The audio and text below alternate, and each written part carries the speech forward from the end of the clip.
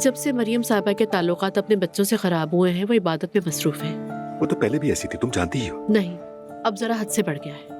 उन्होंने एक घर खोला है, वहाँ बच्चों को दीनी तालीम दी जा रही है, खाना तकसीम किया जा रहा है। तो इसमें बुराई क्या है? मुझे तो ये इतना नॉर्मल नहीं लगता, लेकिन खैर।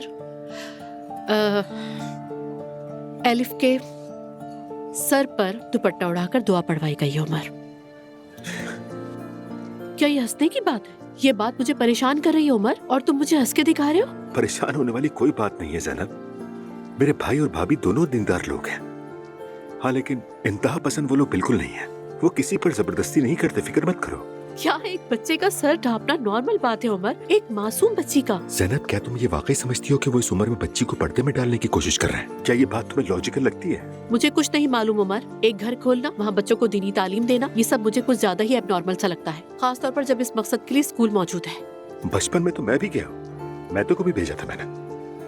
अगर उनकी फैमिली को इल्म है तो मुझे इसमें कोई मसला नजर नहीं आता।